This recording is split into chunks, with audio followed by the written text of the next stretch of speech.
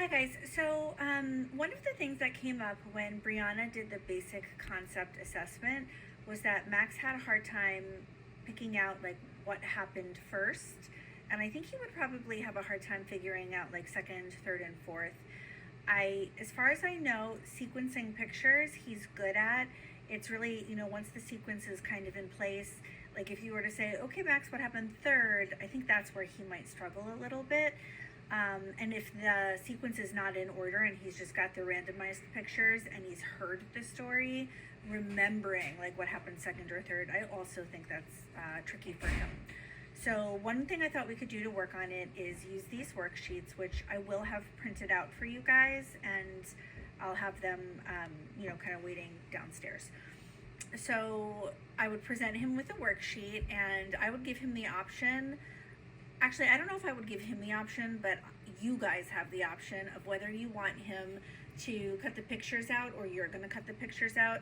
I think it just depends on how much time you have, and also kind of how ornery he is that day.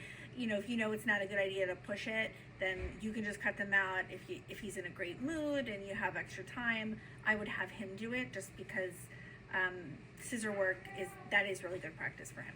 All right, so you're gonna cut the pictures out, and then I would have him read through the story, and then I would have you read through the story a second time. And when you're first introducing this, I would actually introduce it slow, or I think he's gonna struggle. So the very first step would be for you to just tell him what's happening first, and then have him find the picture below, because really the point of that is a lot of language input that he's just going to hear and practice over and over. So you're going to say, after he's read the story and you've read the story out loud, you're going to say, okay, Max, like in this one, Trina got out of bed and brushed her teeth first. Trina got out of bed and brushed her teeth. So finds that picture, Max, and he's going to find it, and he's just going to place it. Please don't have him glue it. He's just going to place it here on number one. And then you're going to tell him what happened second. Okay, Max, second, she got dressed and went into the kitchen. He's going to do that. So he's at this stage just really listening to you say first, second, third, and fourth. And he's just placing the pictures chronologically as they go. And that's it. And honestly, I would do that for a week.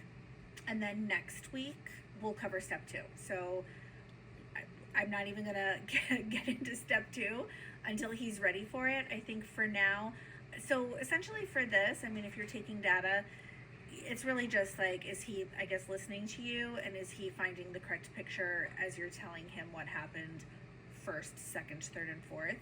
And that's it. So he should hopefully be getting all 100s, because this is super duper easy.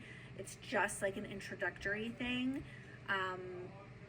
on him just kind of matching the pictures.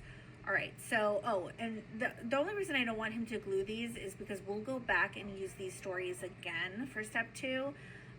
So that way I don't have to reprint them. And also, it gives him a really good opportunity when you're done to practice whatever you want him to practice in terms of paperclip or stapler. If you staple it, eventually he's going to have to use the staple remover and unstaple it, whatever you want to do. But he can, as he's paper clipping or taping or stapling, obviously just pair the language of that with it. And that's it.